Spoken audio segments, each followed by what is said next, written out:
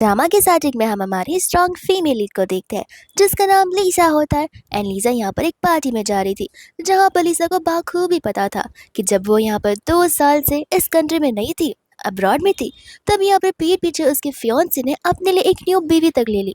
और साथ ही साथ यहाँ पर इस चीज़ों में उसका साथ खुद लीसा के भाई ने भी दिया था और उस लड़की को एक्सेप्ट भी कर लिया था। लीसा यहाँ पर उस इवेंट में जा रही होती है जहाँ पर सभी के सभी लोग उसे बड़े अच्छे से ग्रीट करते हैं। इतने में हम यहाँ पर उस पार्टी को देखते हैं जहाँ पर हम लीजा के फियांसे जी और उसके भाई वैंग को देखते हैं। और यहाँ पर जी की और वैंग की नजर सिर्फ और सिर्फ जिया पर होती है। जैसी जिया आती है वो लोग जिया के साथ बड़े अच्छे से बात करने लग जाते हैं। जैसे यहाँ पर लीजा उन लोगों को नोटिस कर रही होती है, इतने में यहाँ पर उसकी बेस्टी मिनी उसे देख लेती है और उसे बताने लग जाती है कि देख रहे हो इन दोनों को, ये दोनों इस जिया के पीछे कितने लट्टू की तरह पागल है। ऐसा लगता है कि दोनों के दोनों यहाँ पर उसी के साथ शादी करने वाले हैं। एंड यहाँ पर लीजा बियर की बोतल को लेकर उनके पास चली जाती है जहाँ पर जिया तो लीजा को इतने सालों बाद यहाँ पर देखकर हैरान हो जाती है। वही दूसरा हमें यहाँ पर छोटा सा फ्लैशबैक का सीन दिखाया जाता है जहाँ पर मिनी ने ऑलरेडी लीजा को यहाँ पर इन सभी चीजों का समरी दे दिया था। ये कहते हुए कि जिया एक कंट्री साइड लड़की है जहाँ पर वह कंट्री से इस सिटी में आई हुई है और यहाँ पर वो ढेर सारे इवेंट्स को होस्ट करती है, साथ साथ उस इवेंट से भी जाती है। एंड इसी वजह से यहाँ पर धीरे धीरे उसने जी और वैंग के साथ में यहाँ पर कांटेक्ट बना लिया था। लेकिन बात यहीं पर रुकती नहीं है, जिया यहाँ तक कि लीजा के ड्रेसेस भी पहनती है ताकि यहाँ पर सभी लोग जिया को एडमायर कर पाए और वो लीजा की तरह एक स्ट्रॉन्ग पर्सन होने का दिखावा कर पाए। लेकिन पहले ऐसा कभी नहीं होता था। हर बार यहाँ पर जी और वैंग उसे टोका करते थे ड्रेसेस को लेकर, ये कहते हैं कि तुम्हें तो ड्रेस ढंग से पहननी भी नहीं आती है। लीजा तो ड्रेस को कितने अच्छे से कैरी फॉरवर्ड किया करती थी और सबकी नजर सिर्फ और सिर्फ उसी पर होती थी। लेकिन उसके बाद धीरे धीरे यहाँ पर उसने अपने आप को जी और वैंग के अकॉर्डिंग रंग ढंग में डालना शुरू कर दिया। जिसके बाद क्या, तुम्हारी बेइज्जती होती रही, तुम्हारे खिलाफ लोगों ने एलिगेशंस लगाए, तुम्हें क्रिटिसाइज किया और फिर सभी लोग यहाँ पर जिया की तारीफ करने लग गए, जिस वजह से यहाँ पर जी, वैग और जिया अब तीनों के तीनों एक साथ एक स्ट्रॉन्गेस्ट पर्सन बन गए। लेकिन लगता है यहाँ पर जिया को अब हमें बताना ही होगा कि वो बस एक सब्स्टिट्यूट थी। इतने में हम यहाँ पर प्रेजेंट में आते हैं जहाँ पर जी लीजा से कह रहा था कि तुम कब वापस आई। लीजा कहती कि क्यों, मेरे एक्स फियांसे, अब मुझे इस बारे में भी तुम्हें यहाँ पर इन्फॉर्म करना होगा कि आखिर मैं क्या कर रही हूँ और क्या नहीं कर रही हूँ। दूसरा यहाँ पर वैंग होता है जो कि लीजा को उस बॉटल को नीचे रखने के लिए कह रहा था ताकि यहाँ पर उस बेचारी जिया को डर न लग जाए। एंड यहाँ पर लीजा उसी के नेक पर उस बॉटल को रखकर पूछ रही होती है कि तुम्हें क्या लगता है, तुम सचमुच यहाँ पर मेरी जैसी दिखती हो। जहाँ पर जिया जो है विक्टिम कार्ड प्ले करना शुरू कर देती है और इमोशनली कहने लग जाता है कि आखिर तुम्हें हो क्या गया है, मैं तो बस यहाँ पर नॉर्मल इनके साथ अच्छे से रहने की कोशिश कर रही हूँ। लीजा बोलते कि नाटक बंद भी करो, सभी को पता है कि तुम यहाँ पर मेरी बनने की कोशिश कर रही हो, तुम लीजा बनने की कोशिश कर रही हो। लेकिन मैं तुम्हें बता देना चाहती हूँ कि मेरे जैसे कपड़े पहनने से तुम सचमुच लीजा नहीं बन जाओगी, तुम बस एक मेरे सब्स्टिट्यूट हो। यहाँ पर आए हुए सभी के सभी गेस्ट लीजा की नाम के लोग लेकर यहाँ पर बहुत सारी बातें करने लग जाते हैं कि हमने सही सुना है, मैडम लीजा को गुस्सा कुछ ज्यादा ही है। और तर यहाँ पर जी उस पर चिल्लाने भी लग जाता है। लीजा कहते कि तुम होते कौन हो मुझ पर ऊंची आवाज से बात करने वाले, तुम्हें क्या लगता है कि मैं तुम्हारे इशारों पर नाचती हूँ? और ऐसे भी मैं लीजा हूँ, अब तक किसी ने यहाँ पर मेरा गुस्सा देखा भी नहीं है, तो कोई बात नहीं, मैं यहाँ पर मेरे गुस्से का थोड़ी झलक तो तुम सभी को दिखा सकती हूँ। एंड यहाँ पर वो मिनी से पूछती है कि अभी के अभी यहाँ पर आए गए गेस्ट लिस्ट मुझे दे देना और उसके बाद तुम्हें क्या करना है वो तुम बड़े बेहतरीन से जानती हो। मैंने कहते कि सही कहा, यहाँ पर आए गए सभी के सभी गेस्ट को मैं बड़े अच्छे से जानती हूँ क्योंकि गेस्ट को चुना मैंने ही है और यहाँ पर किन किन कंपनी को ब्लैक लिस्ट करना है ये बात मुझे भी पता है। ब्लैक लिस्ट वाली बात सुनकर सभी के सभी गेस्ट घबराने लग जाते हैं क्योंकि लीजा की कंपनी है जिसने यहाँ पर उन सभी की कंपनीज में इन्वेस्ट किया हुआ है और लीजा की वजह से उनकी कंपनी चल रही है। अगर लीजा अपने इन्वेस्टमेंट निकाल ले तो उनकी कंपनी तो बैंकरप्टी हो जाएगी। तो वो यहाँ पर वापस से जिया अच्छी बनने का नाटक करने लग जाते कि देखो यहाँ पर सभी लोग तुम्हें वेलकम करने के लिए है और अब ऐसे ही भी मेरी वजह से यहाँ पर तुम इन सभी को सजा नहीं दे सकती हो, मैं खुद ही यहाँ से चली जाऊंगी। मिनी कहती कि अरे वाह, तुमने क्या यहाँ पर 2 साल से एक्टिंग क्लासेस ले रखी है, तुम्हें क्या लगता है तुम अभी यहाँ पर इस शो की हीरोइन बनोगी? लेकिन ऐसा बिल्कुल नहीं होगा क्योंकि लीजा ही हमेशा हीरोइन रह चुकी है और विलन भी। वैंग को यहाँ पर गुस्सा आता है, यहाँ पर वो लीजा को जिया से माफी मांगने के लिए कहता है और लीजा भी यहाँ पर वैंग को थप्पड़ मार देती है। जिसके बाद में यहाँ पर वैंग को तो बड़ा गुस्सा आ रहा था। लीजा कहते कि बोलो मत, तुम मेरे स्टेप ब्रदर हो, रियल ब्रदर नहीं हो और मैंने तुम्हें ब्रदर का दर्जा दिया है, वही बहुत बड़ी बात है। वो वहां से जाने लगती है मिनी के साथ, लेकिन जानबूझकर यहाँ पर जिया गिरने का नाटक करती है एंड कहते कोई बात नहीं, गलती मेरी है, गलती से लीजा से टकरार हो गई होगी। जहाँ पर जी जो है उस बॉक्स को चेक करता है और जो क्रिस्टल से वो टूट चुके थे, तो फिर यहाँ पर वो लिसा पर चिल्लाने लग जाता है कि तुम्हें यहाँ पर कोई भी चीज़ की तमीज़ है ही नहीं। तुम्हें पता भी है कि क्रिस्टल्स मैंने तुम्हारे लिए लिए थे और तुम यहाँ पर जिया के साथ ऐसे बिहेव कर रहे हो। लिसा भी यहाँ पर उसे थप्पड़ मार देती है, कहती कि तुम मेंस को समझ नहीं आता कि एक औरत के सामने इतना जबान नहीं चलाना चाहिए, तुम्हारा काम वो है नहीं। और भूलो मत कि यहाँ पर मैं तुम्हारी फियांसी हूँ ना कि जिया, जहाँ पर तुम मेरे सामने किसी और वुमन को सपोर्ट कर रहे हो और उसका साइड ले रहे हो। जी यहाँ पर उस पर चिल्ला रहा होता है, लेकिन यहाँ पर जिया बोलती कोई बात नहीं, सारी गलती मेरी है, मुझे यहाँ पर इस बॉक्स को ढंग से पकड़ना चाहिए था। लीजा कहती है वेरी गुड, इसी तरीके से हमेशा अपनी गलतियाँ एक्सेप्ट कर लिया करो तो बेटर होगा। गलती तुम्हारी है और तुम ही वो एबल पर्सन हो। एंड यहाँ पर जी उसे कह रहा था कि सचमुच तुम बहुत अनप्रिडिक्टेबल हो, मैं सचमुच यहाँ पर तुम्हें जानता ही नहीं हूँ, ऐसा हो गया। साथ साथ वैंग भी यहाँ पर सेम चीज बोले जा रहा था। लीजा बोलते कि जिससे कंप्लेन करना है जाकर कर दो, तुम किससे क्या ही बोलोगे। और जी रही बात तुम्हारी, तो लगता है तुम भूल रहे हो, हमारी एंगेजमेंट जब हुई थी उस टाइम तुम्हारे फादर ने मुझसे कितना बेग किया था तुम्हारे साथ शादी करने के लिए और रिश्ता कभी ना तोड़ने के लिए। तो मैं भी देखती हूँ कि आखिर अब आगे होता क्या है। जिसके बाद में यहाँ पर लीजा बोलती कोई बात नहीं, सीसीटीवी फुटेज वहीं पर लगा हुआ है, कैमरे में हम यहाँ पर चेक कर सकते हैं और सभी को सारी सच्चाई पता चल जाएगी कि मैंने तुम्हें धक्का मारा है या फिर तुम मुझे से टकराई हो। और ये सुनकर यहाँ पर जिया तो बहुत घबराने लग जाती है। वही दूसरा यहाँ पर वैंग होता है और कहता है कि जिया तुम्हें घबराने की कोई ज़रूरत नहीं है, भले मेरी सिस्टर यहाँ पर यून कंपनी के प्रेसिडेंट क्यों ना हो, लेकिन वो यहाँ पर हम सभी के साथ ऐसा बिल्कुल नहीं कर सकती है। वही दूसरा यहाँ पर सभी लोग एक एक करके यहाँ पर लीजा के ऊपर चढ़ने लग जाते हैं और मिनी यहाँ पर उन सभी से कह रही थी कि कोई बात नहीं, तुम सभी को यहाँ पर फुटेज ऑनलाइन आ जाएगा, फिर उसके बाद तुम खुद डिसाइड कर लेना कि आखिर यहाँ पर क्रिमिनल कौन है। और इसी मौके का फायदा उठाते हुए जी, वैंग और तो और जिया तीनों के तीनों वहां से भाग जाते हैं। जब लीजा यहाँ से जा रही होती है तब हम यहाँ पर एक मिस्टीरियस पर्सन को देखते हैं, जहाँ पर उन दोनों का आई कांटेक्ट हो जाता है और ऐसा लगता है कि जैसे दोनों को लव एट फर्स्ट साइट हो गया हो। एंड मिस्टीरियस पर्सन यहाँ पर लीजा को एक स्पेशल गिफ्ट देकर जाता है और देकर वहां से भाग ही जाता है। लीजा मिनी से पूछती कि आखिर ये है कौन, दिखने में तो बहुत हैंडसम है। मिनी कहती कि फिलहाल तो मुझे पता नहीं है, लेकिन मैं बहुत जल्दी पता लगा लूंगी। एंड यहाँ से वो जाने लग जाती है।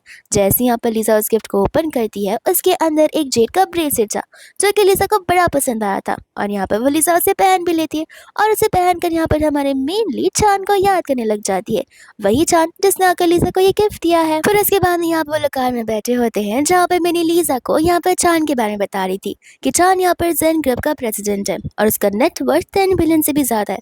लीजा कहते कि इतना जल्दी तुमने इन्फॉर्मेशन निकाल भी दी। वो कहते कि ऑफ कोर्स मैं तुम्हारी बहन जैसी ज्यादा हूँ, तो तुम्हारे लिए तो मैं कर ही सकती हूँ। एंड यहाँ पर लीजा वापस से उस ब्रेसलेट को देखकर चांद के बारे में सोचने लग जाती है। इसके बाद में यहाँ पर नेक्स्ट डे हो जाता है, जहाँ पर हम लीजा को देखते हैं जो कि अपनी कंपनी में जा रही होती है और सभी लोग 2 साल बाद लीजा को यहाँ पर देखकर हैरान हो जाते हैं। और कुछ लोग तो यहाँ पर लीजा को जानते भी नहीं थे क्योंकि वो न्यू कमर थे, तो वो लोग यहाँ पर लीजा के बारे में उसे बताते हैं और अपना मुंह बंद रखने के लिए कहते हैं। एंड फिर इसके बाद में यहाँ पर लीजा चली जाती है अपने डैड के पास उनसे मिलने के लिए। डैड यहाँ पर लीजा को देखकर बहुत ज्यादा खुश हो जाते हैं एंड लीजा को तो यहाँ पर अपनी चेयर पे बैठा लेते हैं। लेकिन जैसे ही यहाँ पर वैंग आता है, उसका यहाँ पर लीजा को अपने डैड की चेयर पर देखकर मुंह फूल ही जाता है। वो यहाँ पर लीजा पर चिल्लाने लग जाता है कि आखिर तुम यहाँ पर क्या कर रही हो, कल यहाँ पर पार्टी में तुम्हारा मन नहीं भरा मेरी बेइज्जती कर कर कि अब तुम यहाँ पर आ गई हो मुझसे साइड से वापस छीनने के लिए। अंकल को यहाँ पर गुस्सा आता है, जहाँ पर वो वैंग पे चिल्लाते हैं, ये कहते हुए कि कोई तरीका है अपनी बहन से बात करने का, लगा तुम्हें यहाँ पर तमीज मुझे सिखानी पड़ेगी कि कौन बड़ा है और कौन छोटा है। जिसके बाद यहाँ पर वैंग कहने वाला था कुछ, लेकिन उसके जान उसे बोलने का मौका देती नहीं है और उसे वहां से तुरंत ही जाने के लिए कह देते हैं। दूसरे यहाँ पर लीजा अपने डैड से पूछ रही होती है कि मैंने सुना है कि आप यहाँ पर कंपनी की इनहेरिटेंस वैंग के नाम पर करने वाले हैं। अंकल कहते कि क्या मेरे सर पर यहाँ पर चोट नहीं लगी है जो मैं इस कंपनी को उस इंसान के हाथ में दे दूं जिसे कंपनी का मैनेजर तक नहीं बनाया जा सकता। तुम्हें तो पता है कि वो इस कंपनी में क्यों है, क्योंकि मैं उसका डैड हूँ। अगर कोई और इसे नॉर्मल एम्प्लॉय भी रखता तो ये कुछ काम नहीं कर पाता। इतने में यहाँ पर लीजा सारे के सारे डॉक्यूमेंट्स, एविडेंसेस और प्रूफ यहाँ पर अपने डैड को दिखाने लग जाती है, यो फैमिली को लेकर, यानी कि जी के फैमिली को लेकर, कि किस तरीके से इन 2 सालों में यहाँ पर उसकी फैमिली ने उसने मनी लॉन्ड्री की है, जिस वजह से यहाँ पर सारे के सारे रेट्स फ्लक्चुएट हो रहे हैं। और इन सभी के सभी रिपोर्ट्स को देखकर यहाँ पर अंकल को बहुत ही ज्यादा गुस्सा आने लग जाता है और वो गुस्से में कहने लग जाता है कि सचमुच हमने यहाँ पर उनके लिए क्या कुछ नहीं कहा और क्या कुछ नहीं किया। इनफैक्ट यहाँ पर खुद उसके डैड ने आकर हमसे कितनी भीख मांगी थी कि हम यहाँ पर तुम्हारी एंगेजमेंट उनके बेटे के साथ करा दे और इस कंपनी के कुछ शेयर्स बने दे दे। लेकिन लगता है फिर भी यहाँ पर ये लोगों को पता ही नहीं है कि आखिर हेल्प करने के लिए क्या किया जाता है। लीजा यहाँ पे बता रही होती कि इस चीज में सिर्फ यहाँ पर जी ही नहीं बल्कि वैंग भी उनके साथ मिला हुआ है। इस बात को जानकर अंकल कुछ हैरान नहीं होते क्योंकि उन्हें पहले से ही पता है कि उनका ये बेटा बहुत बड़ा निकम्मा है। इतने में यहाँ से लीजा जाने लग जाती है, जहाँ पर जाने से पहले वो अपने डैड से कहती कि मैं जी के साथ एंगेजमेंट ब्रेक करना चाहती हूँ। लेकिन नॉर्मल डैड की तरह लीजा के डैड नहीं होते, वो तो बहुत अच्छे डैड होते। वो यहाँ पर बड़े ब्रेवली लीजा से कह देते कि ठीक है, तुम्हें जैसा ठीक लगे तुम वैसा करो। मुझे पता है कि मेरी डॉटर कभी गलत नहीं हो सकती है और चाहे कुछ भी हो जाए मैं हमेशा तुम्हें सपोर्ट करूंगा और प्रोटेक्ट करूंगा। लीजा यहाँ पर थैंक यू बोलकर चली जाती है। वही दूसरी यहाँ पर लीजा चली जाती है डॉक्टर के पास, जहाँ पर डॉक्टर लीजा को शांत रहने के लिए कह रहे थे।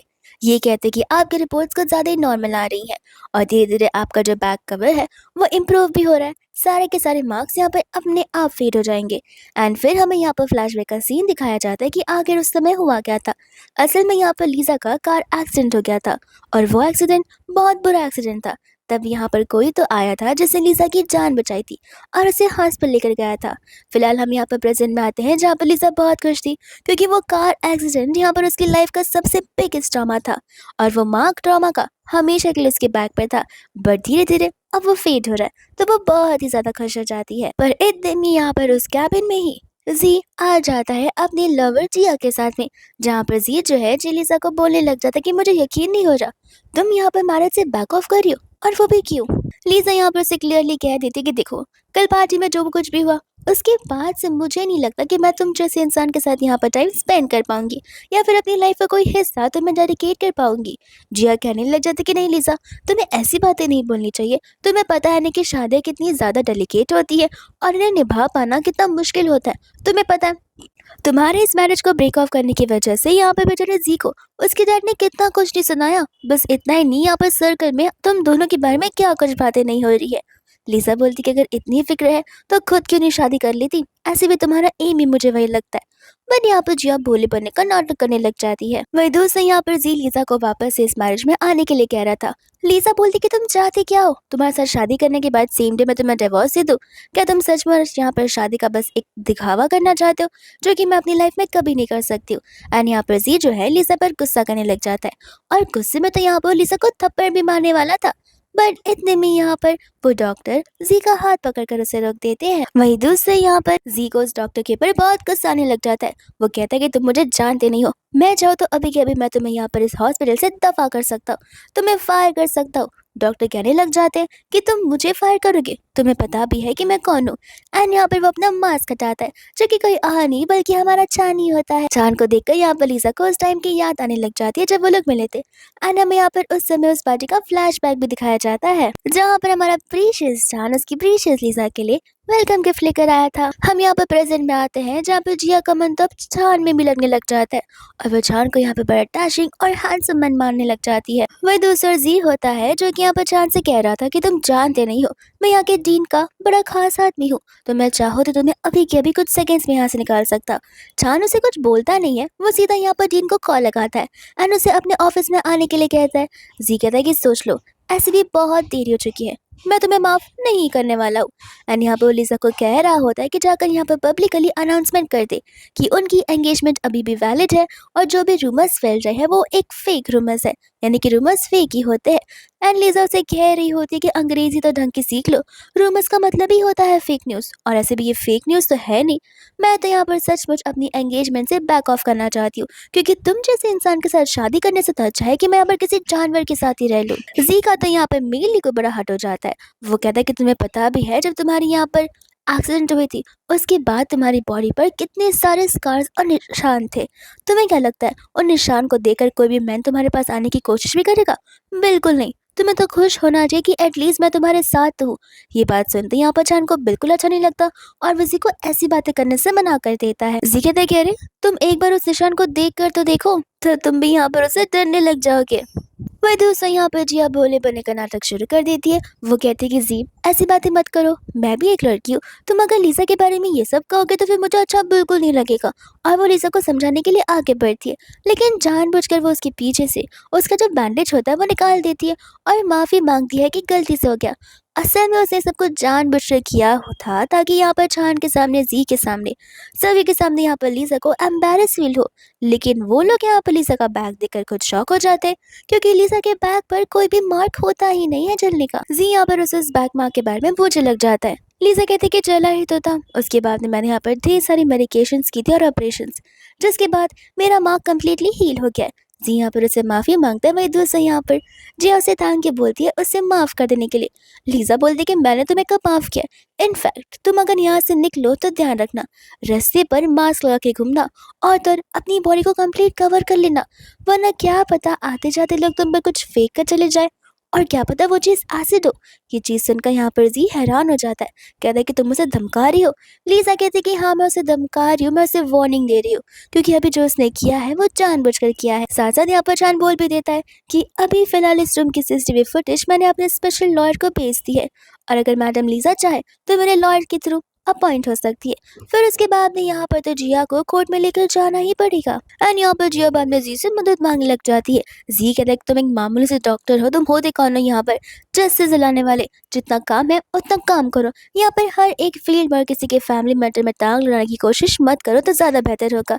एंड यहाँ पर वो लिसा को बोलता है कि उससे कहो कि अभी के अभी उस वीडियो को डिलीट कर दे। तो वह यहाँ पर लिसा चांद से कहते हैं कि उस वीडियो की कॉपी बनाकर मुझे भी भेज देना, ताकि मैं यहाँ पर फ्यूचर में इस वीडियो को यहाँ पर इस पागल लड़की के अगेंस्ट यूज कर सकूं। जिया तो शौक हो जाती है। बाद में यहाँ पर वो चक्कर आने का नाटक करने लगती है। जी कहते हैं कि मैं तो तुमसे यहाँ पर बाद में बात कर लूंगा, पहले मुझे यहाँ पर जिया की हेल्थ का ध्यान रखना होगा। लीजा कहती है कि जाने से पहले मुझे एक सवाल का जवाब देते जाओ, क्या सचमुच तुम वही पर्सन थे जिसने मेरी कार एक्सीडेंट के टाइम पे यहाँ पर जान बचाई थी? जी कहता है कि तुम मुझ पर डाउट कर रही हो। वो कहते कि डाउट तो नहीं, बट मुझे 100% यकीन होने लग रहा है कि तुम वो इंसान थे ही नहीं। उस टाइम पे यहाँ पे मेरी आंखें ब्लर हो गई थी, जहाँ पे मुझे उस इंसान की शक्ल अच्छे से याद नहीं है, और वो आवाज़ में बड़ी बेहतरीन से पहचानती हूँ, लेकिन वो आवाज़ मुझे तुम्हारी आवाज़ ज़रा से भी नहीं लग रही है। जी कहते हैं कि देखो मैंने तुम्हारी जान बचाई थी और तुम इस बात को भूल नहीं सकती हो। लीजा बोलती है कि सही काम, ऐसे भी तुम झूठ बोलेगी तो फायदा तो तुम्हारा ही है ना, क्योंकि अगर तुमने मेरी जान बचाई है तो मेरे डैड तुम्हें लेकर कितना ज़्यादा खुश होंगे कि चलो मेरी बेटी को एक ऐसा पर्सन मिला है जिसने उसकी जान बचाई है। और तुम्हारा एहसान चुकता करने के लिए मुझे तुमसे शादी करनी ही पड़ती, जो कि मैं अभी करने ही जा रही थी, लेकिन मुझे मेरा डिसीजन ठीक नहीं लगा। जैसे ही वो लोग जाने लगते हैं इतने में वहाँ पर डीन आ जाता है और जी से कहता है कि आप यहाँ पर क्या कर रहे हैं। बाद में यहाँ पर जी डॉक्टर से छान के कंप्लेन करने लग जाता है। एंड यहाँ पर डीन मिस्टर छान से माफ़ी मांगता है। ये बात सुनकर यहाँ पर जी हैरान हो जाता है, कहते हैं कि मैं आपका इतना खास इंसान हूँ। वो कहते हैं कि आप खास हमारे लिए बिल्कुल नहीं है, वो भी मिस्टर छान के सामने। आपको पता है अभी ये वो कौन है? वो यहाँ पर जेन कंपनी के प्रेसिडेंट है, और आप चाहते हैं कि मैं उनसे बदतमीजी से बात करूं? ऐसा मैं कभी भी नहीं करूंगा, चाहे यहाँ पर कुछ भी क्यों ना हो जाए। इस बात को सुनकर तो यहाँ पर जिया शॉक हो जाती है कि जेन कंपनी का मिस्टीरियस प्रेसिडेंट कोई और नहीं बल्कि छान ही है। एंड यहाँ पर जिया उसे झगड़ा करने वाला था, बट जिया को पता है कि उसे झगड़ा करके कुछ मतलब नहीं है, क्योंकि आखिरकार एंड में छान ही जीतने वाला है। तो यहाँ पर वो जी को शांत करवाती है और उसे अपने साथ यहाँ से चलने के लिए बोलती है। जब सभी लोग यहाँ से चले जाते हैं तब यहाँ पर लीजा छान को थैंक यू बोल रही थी, उसकी मदद करने के लिए, उसका साइड लेने के लिए और उसे इतना प्रीशियस ब्रेसलेट देने के लिए। छान यहाँ पर उसके फेस के बड़ा क्लोज आ जाता है एंड वो यहाँ पर बस उसे कन्फेस ही करने वाला था, लेकिन उसी समय यहाँ पर मिनिया टपकती है गुस्से में और कहती है कि मैंने सुना है कि वो बास्टर्ड जी यहाँ पर आया था, वो भी उस पागल जिया के साथ में, कहीं उन्होंने तुम्हें कोई नुकसान तो नहीं पहुंचाया ना? इतने में यहाँ पर मिनी चांद को देखती है और वो भी खुश हो जाती है चांद को यहाँ पर देखकर। वही दूसरा यहाँ पे मिनी उसे बता रही होती है कि वो जी, वैंग और जिया ये तीनों के दिनों शांति से रह सकते ही नहीं है, तीनों के तीनों तीन तिगड़े हैं और अभी यहाँ पर वो लोग ड्रामा क्रिएट कर रहे हैं। चांद कहते कि मैं यहाँ पर तुम्हारी मदद कर सकता हूँ। लीजा बोलती कि नहीं, मुझे अच्छे से पता है कि यहाँ पर कौन कितने पानी में है और मैं यहाँ पर उन्हीं का गेम उन पर ही पलट दूंगी। एंड जैसे ही वो बाहर निकलती है वहाँ पर ढेर सारे रिपोर्टर्स आ जाते हैं जो कि उससे उसकी कार एक्सीडेंट के बारे में पूछ रहे थे, क्योंकि अभी तक यहाँ पर उस कार एक्सीडेंट के बारे में किसी को भी नहीं पता। और ये ऐसे रिपोर्टर्स होते हैं जिन्हें यहाँ पर छोटी मोटी बातें भी बहुत ब्रेकिंग न्यूज़ लगने लग जाती है कि यहाँ पर मिसेस लीजा की बॉडी पर स्कार है। अब भला ये भी कोई बताने वाली बात है, जहाँ पर लीजा उन्हें बड़े इमोशनली वो ट्रेजिकल इवेंट बता रही होती है उस कार एक्सीडेंट को लेकर, लेकिन वो अपना जैकेट उतारकर सभी को बताती है कि 2 साल पहले मैं इस कंट्री को छोड़कर इसलिए गई थी ताकि अब्रॉड जाकर मैं अपना ट्रीटमेंट ढंग तरीके से करा सकूं, जिस वजह से यहाँ पर मेरी बॉडी में कंप्लीट इम्प्रूवमेंट आ गया है और मेरी बॉडी अब पहले जैसी हो गई है, जहाँ पर कोई भी मार्क्स है ही नहीं। फिर यहाँ पर वो सभी रिपोर्टर्स का थैंक यू बोलती है उसका इंटरव्यू लेने के लिए आने के लिए, उसकी इतनी फिक्र करने के लिए। सभी को वो यहाँ पर कोल्ड ड्रिंक्स भी देती है। बस इतना ही नहीं, मौके का फायदा उठाकर यहाँ पर सभी रिपोर्टर्स के सामने अपने न्यू प्लान को लॉन्च कर देती है और उसका एक्सप्लेनेशन भी वहीं पर शुरू कर देती है। यानी कि लीजा की अब तो यहाँ पर फ्री एडवर्टाइजिंग भी हो गई। दूर खड़ी मिनी और तो और यहाँ पर चांद ये सब कुछ देख रहे होते। मिनी यहाँ पर अपनी बेस्टी पर बड़ी प्राउड फील कर रही थी कि मुझे पता है लीजा कभी भी यहाँ पर मुझे कभी नाराज नहीं कर सकती है। वही दूसरा यहाँ पर चांद बोल रहा होता है कि सचमुच लीजा बहुत स्मार्ट बिजनेस वूमन है, उसे पता है कि कब क्या कैसे बोला जाता है और किया जाता है। वही दूसरा यहाँ पर लीजा अपनी कंपनी में होती है, जहाँ पर वो लोग मिनट्स ऑफ मीटिंग कर रहे थे। वही इतने में यहाँ पर उसके असिस्टेंट दौड़ते हुए आ जाती है और उसे बताने लग जाते कि जिस ग्रीन प्रोजेक्ट को हम यहाँ पर शुरू कर रहे थे उसमें ढेर सारी कंपनीज ने अपने हाथ उठा लिए और कोई भी यहाँ पर हमारे साथ इन्वेस्टमेंट करने के लिए रेडी नहीं है, क्योंकि उन्हें इस ग्रीन इन्वेस्टमेंट में बहुत ज़्यादा लॉस लग रहा है। लीजा इस बात को सुनकर शॉक हो जाती है और यहाँ पर मीटिंग में बैठे सभी स्टाफ्स भी हैरान हो जाते हैं, क्योंकि वो तो फिलहाल यहाँ पर उनकी कंपनी का अपकमिंग प्रोजेक्ट होता है। लीजा कहती है कि यहाँ पर बैंक को मेरे कमरे में और कैबिन में बुलाकर यहाँ पर सभी लोग को शांत रहने के लिए कहना और ये प्रोजेक्ट जरूर होकर रहेगा। फिर यहाँ पर वो अपने कैबिन में बैठी होती है, जहाँ पर बैंक खुशी खुशी आ जाता है। लीजा यहाँ पर उस रूबिक्स क्यूब को देखकर उसे कह रही होती है कि तुम्हें पता है कि ये क्या है। वो कहते कि ऑफ कोर्स ये क्यूब मैंने तुम्हें यहाँ पर गिफ्ट किया था। लीजा बोलती कि सही कहा, ये पहला प्रेजेंट है जो कि तुमने मुझे यहाँ पर दिया था। तब हम यहाँ पर बहुत ज़्यादा छोटे थे और तुमने कहा था कि इस रूबिक्स क्यूब की तरह हम दोनों की लाइफ कितनी मिजरेबल है, लेकिन हमेशा तुम मेरे साथ रहोगे और तुम्हें पता है कि एज ए एल्डर सिस्टर मैं हमेशा तुम्हें प्रोटेक्ट करूंगी। वैंग कहते हैं कि सही कहा, लेकिन ये बातें तुम फिलहाल अभी क्यों कह रही हो। लीजा उसे एक और बारे में याद दिलाती है कि तुम्हें याद है तुम यहाँ पर अपने स्कूल के साथ में स्कूल ट्रिप पर गए थे, जहाँ पर तुम्हारे क्लासमेट से तुम्हें बुली किया था। तब मैंने तुम्हें सेव किया था और तभी तुमने कहा था कि मैं तुम्हारी प्रोटेक्टर हूँ और भले ही हमारे यहाँ पर मॉम अलग अलग हो, लेकिन हमारे डैड तो एक ही है और हम दोनों का प्यार एक दूसरे के लिए as a brother and sister कभी कम नहीं होगा। यहाँ पर तो वैंग टोटली कंफ्यूज्ड और नर्वस होता है कि आखिर इन बातों से तुम कहना क्या चाहती हो। वही दूसरी यहाँ पर लीजा उसे एक ऑडियो नोट सुनाती है, जिसके अंदर यहाँ पर वैंग क्लियरली कह रहा था कि कोई बात नहीं, लीजा के ग्रीन प्रोजेक्ट को लेकर मैं यहाँ पर सब कुछ देखना किस तरीके से लीक कर दूंगा। ये चीज़ जानकर यहाँ पर वो हैरान हो जाता है, यहाँ पर उसे माफ़ी मांगने लग जाता है ताकि यहाँ पर लीजा उसे माफ़ कर दे। बट लीजा उसे माफ़ यहाँ पर बिल्कुल नहीं करती है। वो कहती कि अब तुमने जो किया है उसकी सज़ा तो तुम्हें भुगतनी पड़ेगी। ऐसे भी मैं लोगों पर बड़े आसानी से ट्रस्ट नहीं करती। तुम तो मेरे फैमिली मेम्बर थे जिससे मैंने बचपन से ट्रस्ट किया था, लेकिन एक बार चीट करने वाला इंसान 100 बार भी चीट कर सकता है, झूठ बोल सकता है। एंड यहाँ पर वो उसे कंपनी से निकाल देती है और गार्ड से कहते हैं कि मेक श्योर करना मेरी परमिशन के बिना ये इंसान रिसेप्शन या लॉबी एरिया में भी नहीं दिखना चाहिए, जहाँ पर गार्ड्स उसे लेकर चले जाते हैं। एंड इसके बाद यहाँ पर लीजा मिलने चली जाती है जिया से, जहाँ पर वो जिया से कह रही होती है कि मुझे पता नहीं था कि तुम्हारे इतने बड़े शौक होंगे कि तुम इतने बड़े रेस्टोरेंट में बैठकर यहाँ पर लंच कर रही हो। जिया कहते कि वो क्या है ना, यहाँ पर मुझे जी नहीं मेरे स्टैंडर्ड्स को हाई कर रखा है और इस रेस्टोरेंट में तो यहाँ पर हमें 2 मंथ पहले से अपॉइंटमेंट लेनी पड़ती है, तो मुझे लगता है लीजा कि तुम्हें अब यहाँ पर लगी माना चाहिए। लीजा यहाँ पर उसे खाने के अंदर पूरा का पूरा सॉल्ट ही गिरा देती है, जहाँ पर तो जिया को बड़ा गुस्सा आता है। जिया उसे कह रही होती है कि मानना पड़ेगा, गुस्सा तो तुम्हारे नाक पर हर समय रहता है। लीजा कहते हैं कि क्या करूँ, मैं अपने डैड पर जो गई हूँ। इतने में यहाँ पर जिया उसे कह रही होती है कि मुझे पता है कोई चीज़ यहाँ पर तुम्हारे साथ ढंग से हो नहीं रही है, तुम्हारे ग्रीन प्रोजेक्ट को लेकर। उसका क्या? लीजा बोलती कि मुझे अच्छे से पता है कि तुम आखिर यहाँ पर कहना क्या चाहती हो। जिया बोलती है तो बड़ी अच्छी बात है, एक काम करो, यहाँ पर जो सेकंड लास्ट प्रोजेक्ट था वो मेरे नाम पर कर दो, फिर क्या तुम यहाँ पर ग्रीन प्रोजेक्ट को आराम से कर सकती हो। लीजा बोल रही थी कि तुम्हें क्या लगता है कि ये सारी चीज़ें खाने का काम है और तुमने मेरे कपड़े पहनना क्या शुरू कर दिए थे, तुम्हें ऐसे सचमुच लगता है कि तुम लीजा बन पाओगी? कभी भी नहीं, तुम बस एक मेरी सब्स्टिट्यूट थी जो कि मेरी तरह सभी के सामने दिखना चाहती थी, बनना चाहती थी। लेकिन मैं बता दूँ, फेक इंसान हमेशा फेक ही होते हैं और जो किसी और की तरह बनना चाहता है उसे क्लाउन बोलते हैं। वही दूसरा यहाँ पर जिया लीजा को सुनाने लग जाती है, लेकिन जैसे यहाँ पर जिया अपने डैड को देखती है वो डर जाती है। उसके डैड यहाँ पर आते जिया को थप्पड़ मार देते, कहते कि भी तुम्हें पता भी है कि तुम किस इंसान के साथ पंगा लेने की कोशिश कर रही हो और तुम्हारी हिम्मत कैसी हुई यहाँ पर मैडम लीजा को कुछ बोलने की भी और इस प्रोजेक्ट को लेकर छेड़छाड़ करने की। वो गार्ड्स को इशारा करते हैं, जहाँ पर से गार्ड्स यहाँ पर उसे लेकर चले जाते हैं। एंड यहाँ पर उसके डैड लीजा से माफ़ी मांग रहे होते। लीजा कहती कि आप माफ़ी मत मांगिए अपनी बेटी की गलती के लिए, इनफैक्ट आप यहाँ पर अपनी बेटी को सिखा सिखाइए कि गलतियाँ कैसे नहीं की जाती है, क्योंकि अगर आगे वो कुछ करती है तो आपकी बेटी के साथ साथ आपको भी यहाँ पर उसका जुर्माना भरना पड़ेगा। वो कहता है कि मैं मेक श्योर करूँगा नेक्स्ट टाइम से ऐसा कुछ ना हो, और वहाँ से चला जाता है। अंकल जाकर यहाँ पर कार में बैठते हैं, यहाँ पर वो जिया को याद दिलाते कि भूलो मत, तुम मेरी रियल डॉटर नहीं हो, तुम एक अडेप्टिव डॉटर हो। तो जब चाहो तब मैं तुम्हें यहाँ पर कभी भी लीगली छोड़ सकता हूँ, उसके बाद तुम यहाँ पर स्ट्रीट्स पे रहना। जिया यहाँ पर उससे माफ़ी मांगने लग जाती है एंड कहते हैं कि मैं प्रॉमिस करती हूँ कि मैं कभी भी यहाँ पर इस फैमिली के रेपुटेशन को डाउन नहीं करूंगी। वही दोस्तों यहाँ पर लिसा अपने कैबिन में वापस आती है, जहाँ पर वो अपने डैड को देखती है एंड कहती है कि आप यहाँ पर अचानक से क्या कर रहे हो। अंकल कहते हैं कि क्यों, तुम 2 साल से यहाँ नहीं थी, तब यहाँ पर मैं ही बैठा करता था, अब लगता है तुम बहुत जल्दी मुझे कंपनी से भी निकालना चाहती हो। लिसा यहाँ पर हंसने लग जाती है एंड कहती है कि मैं आपको कंपनी से निकालूं, ऐसा कभी हो ही नहीं सकता है। जिसके बाद में यहाँ पर अंकल उसे को फैमिली से मिलने के लिए कह रहे होते हैं। लिसा कह रही थी कि डैड फिलहाल मैं यहाँ पर थोड़ी सी और स्टेबल हो जाऊँ, उसके बाद हम यहाँ पर देख लेंगे।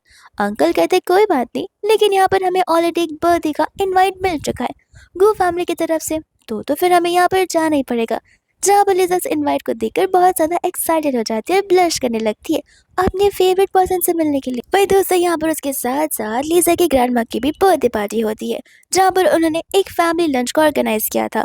लिसा वहाँ पर चली जाती है, जहाँ पर ग्रैंड माँ उसे देखकर कहने लग जाती है कि जरा देखो तो इतने सालों बाद कौन यहाँ पर आ रहा है मेरा बर्थडे सेलिब्रेट करने के लिए।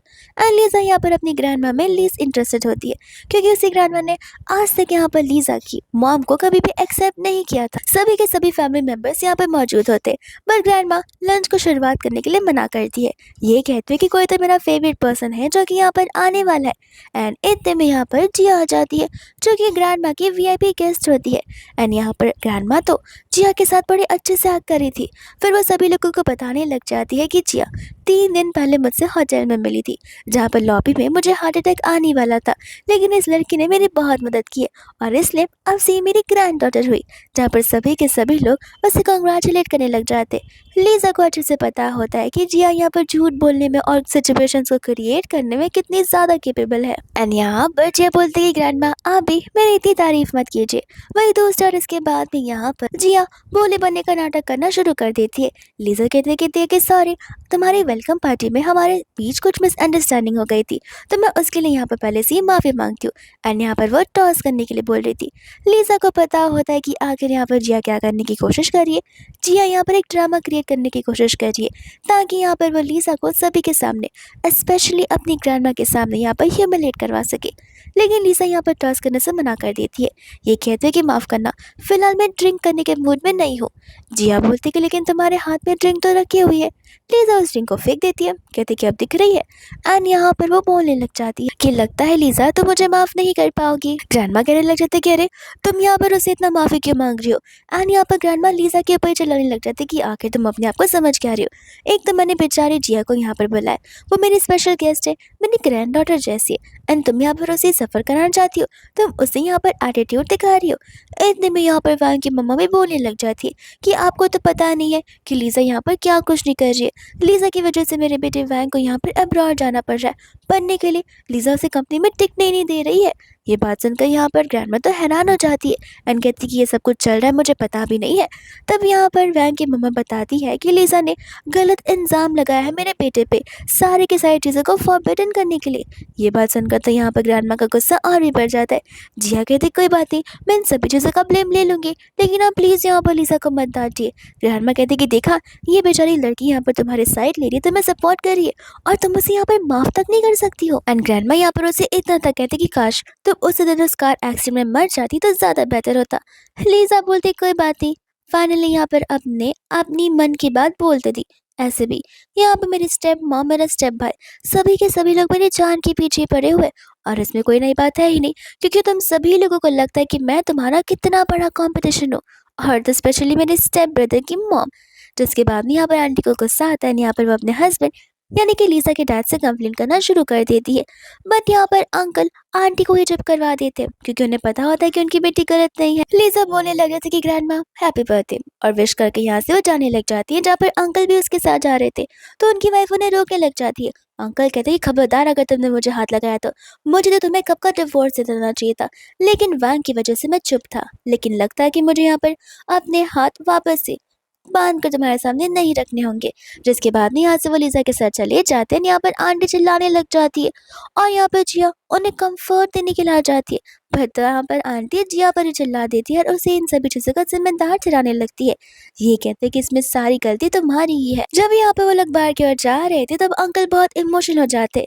लिज़ा कहती कि आपको हो क्या गया है? वो कहते कि मुझे माफ करना, मेरी वजह से यहाँ पर तुम्हें ये सब कुछ सहन करना पड़ रहा है।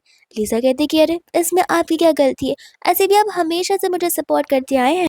वही दोस्तों यहाँ पर नेक्स्ट हो जाता है जहाँ पर लिज़ा अपने कैबिन में होती है और तब यहाँ पर मिनी और जिम्मन लेके आ जाती है उसे एक एक्साइटिंग न्यूज़ देने के लिए। एंड यहाँ पर वो उसे चांद के बता रही थी कि यहाँ पर जेन ग्रुप हमारी कंपनी के साथ कोलैबोरेशन करना चाहती है।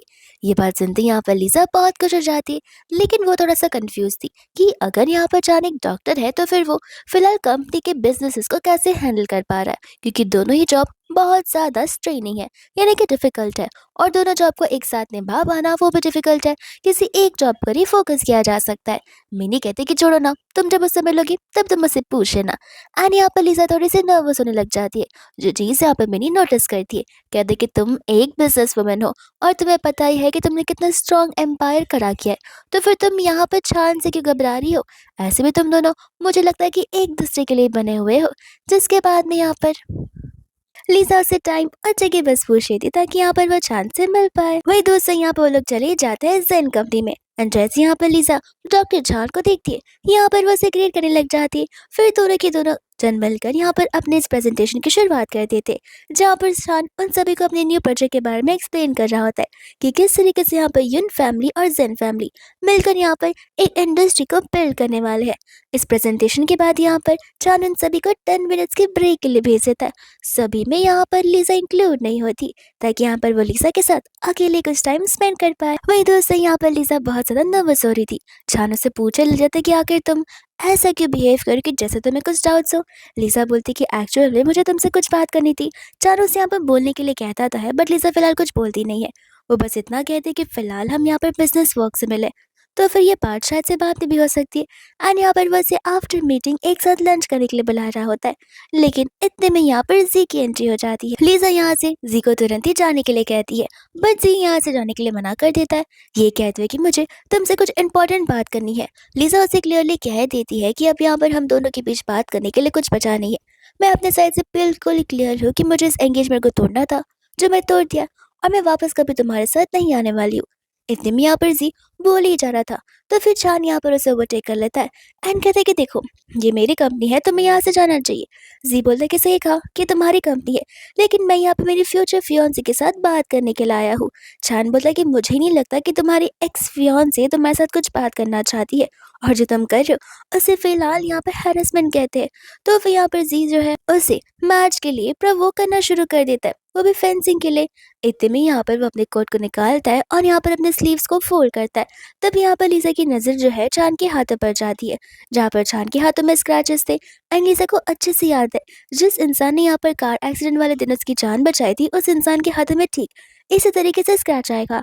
तो फिर उसे डाउट था कि कहीं वो इंसान यहाँ पर चांद ही ना हो। लिज़ा तो यहाँ पर चांद को मना करती है इस मैच को लेकर, बट चांद कहता है कोई बात नहीं, मुझे अच्छे से डिफेंड करना आता है। एंड इतने में यहाँ पर उनका स्टाफ आकर उन्हें फेंसिंग के टूल्स देता है। मैच की यहाँ पर शुरुआत हो जाती है। एंड जिस तरीके से वो लोग खड़े थे उस तरीके से क्लियरली समझ आ रहा था कि चांद कितना प्रोफेशनल है, और तर वही दूसरा यहाँ पर जी कितना अनप्रोफेशनल है। जी यहाँ पर अटैक करना शुरू कर देता है, जहाँ पर चांद बड़ी बाखूबी से अपने आप को डिफेंड करता है, और इस चक्कर में तो यहाँ पर जी के गालों पर स्क्रैच भी आ जाता है।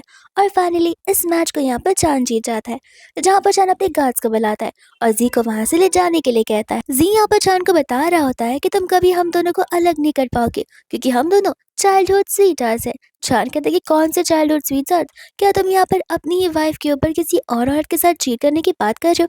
तो वो मेन बिल्कुल नहीं करते, और बकवास करना बंद करो। जिसके बाद गार्ड्स यहाँ पर से जी को लेकर चले जाते हैं। लिज़ा भी यहाँ पर उनमें से किसी को नहीं रोकती है।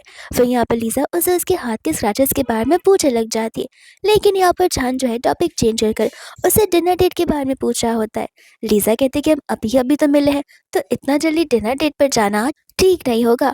चान यहाँ पर कुछ बोलने ही वाला था कि हम बहुत पहले से एक दूसरे को जानते, लेकिन इतने में यहाँ पर वो स्टाफ आकर बताने लग जाती है कि यहाँ पर वो मिस्टर जी नीचे तमाशा खड़ा कर दिए है। जिसके बाद वो लोग वहां पर जाने लग जाते हैं एंड यहाँ पर जी बड़ा सा माइक्रोफोन लेकर आ गया होता है, जहाँ पर वो चिल्ला चिल्ला कर लिसा को नीचे बुला रहा था।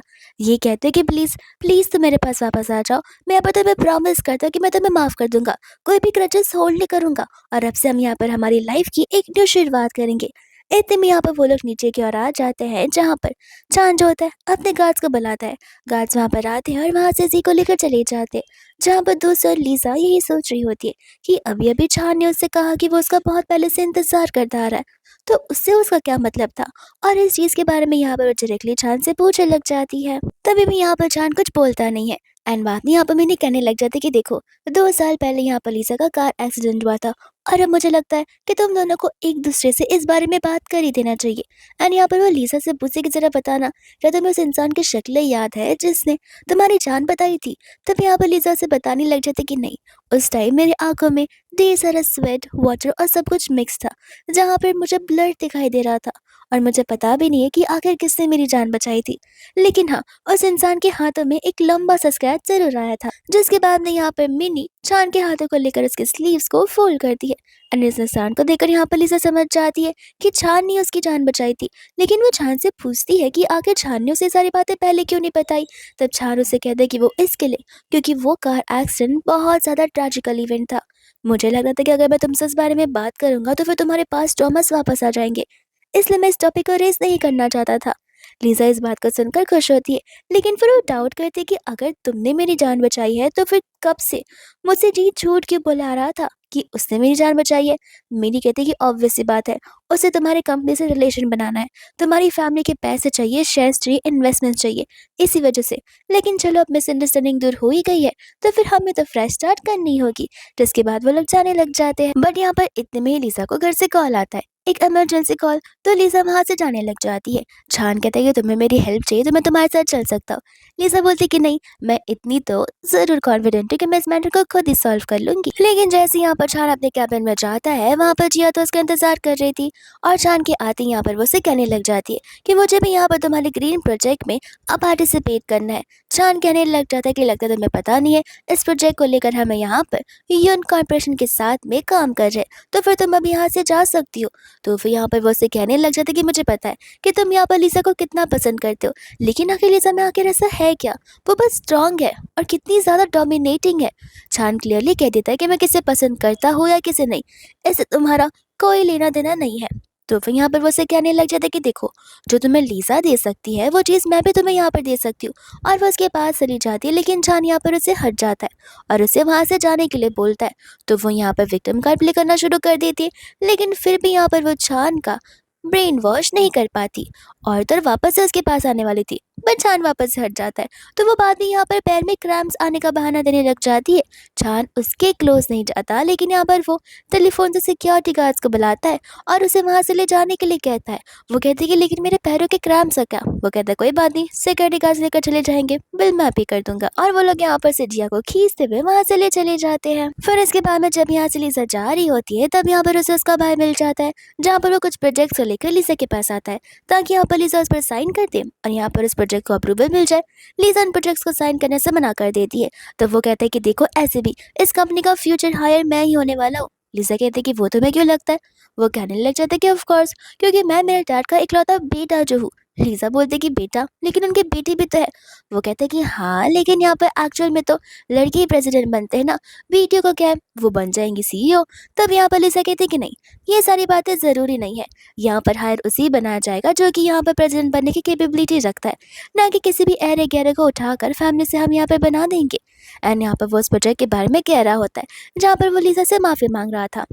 लीजा उसे कहती है कि ठीक है, चलो मैं तुम्हें यहाँ पर एक चांस देती हूँ, लेकिन तुम्हें काम वैसे ही करना होगा जैसा मैं चाहती हूँ।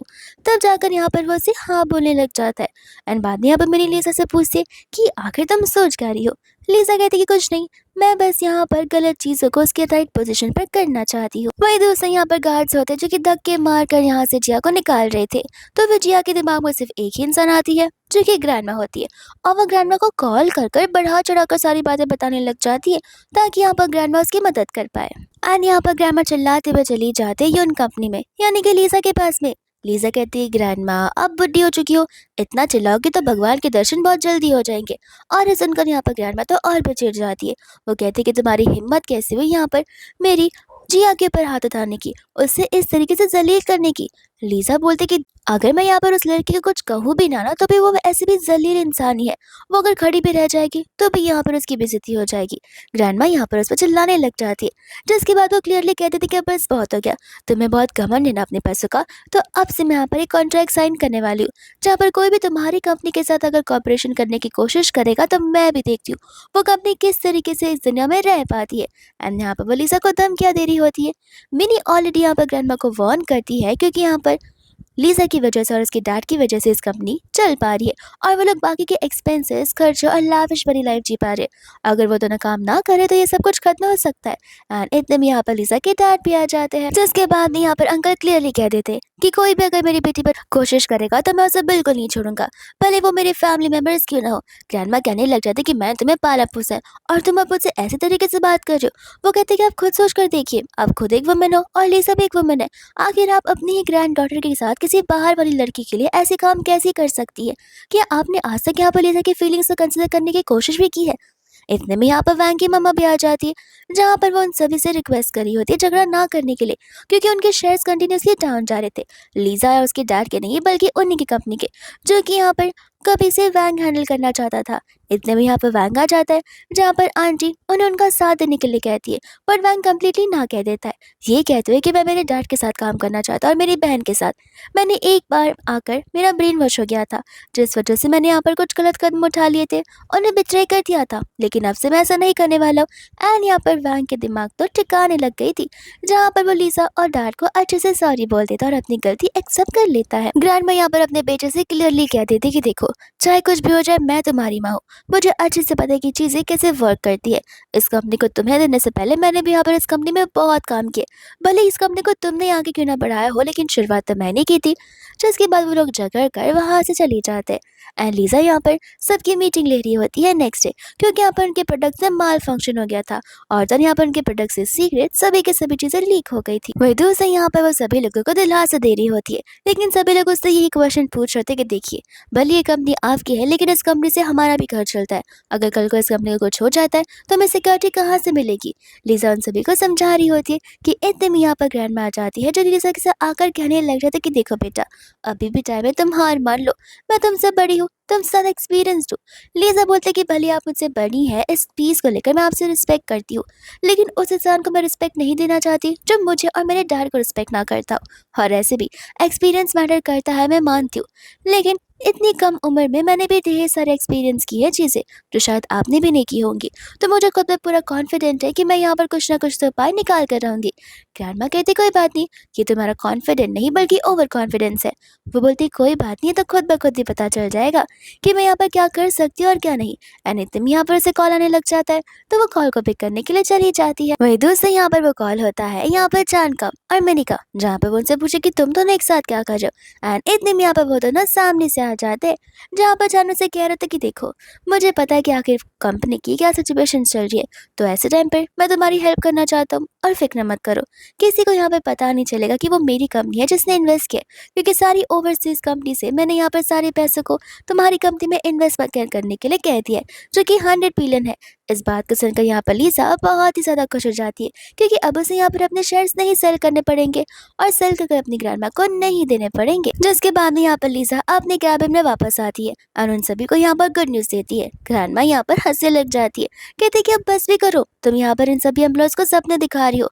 लीजा बोलती कि सपने नहीं, ये सारी चीजें फैक्ट है। एंड बाद में यहाँ पर वो उसे उनकी कंपनी का ओरिजिनल स्टॉक प्राइस बताती है, जहाँ पर स्टॉक प्राइस इंक्रीज होते जा रहा था और ये सब कुछ देखकर यहाँ पर वो लोग बहुत खुश हो जाते हैं। एंड वहीं पर खड़े खड़े ग्रैंडमा का घमंड टूट जाता है, जहाँ पर ग्रैंडमा फिर भी अपनी इस लॉस को एक्सपेक्ट नहीं कर रही थी और ना ही एक्सेप्ट कर रही थी। फिर भी लीजा कहती कि कोई बात नहीं, वो क्या है ना, मैं अपनी एल्डर्स की रिस्पेक्ट करती हूँ, तो फिर भले आप हार गई हो, लेकिन मैं आपको यहाँ पर जरा सा भी नीचे दिखाना नहीं चाहती हूँ। ग्रैंडमा कह रही होती कि देखना, एक दिन तुम्हारे ये घमंड मैं तोड़ कर रहूंगी। लिसा बोलती कि इसे घमंड नहीं कहते, मैं जो लाइफ टाइम स्ट्रगल किया उस स्ट्रगल का कर्मा इसे कहते हैं। इसके बाद में यहाँ पर लिसा अर्थ और चांद यहाँ पर एक पीसफुल लंच के लिए आ जाते हैं, जहाँ पर वो लोग अपनी ढेर सारी बातों को शेयर करते हैं। लेकिन इतने में यहाँ पर हम देखते हैं जिया को, जो कि उस रेस्टोरेंट में आ जाती है। गार्ड उसे रोक तो है, लेकिन वो उन्हें धक्का मार देती है। एंड यहाँ पर वो लिसा के पास आकर उसे माफी मांगने लग जाती है।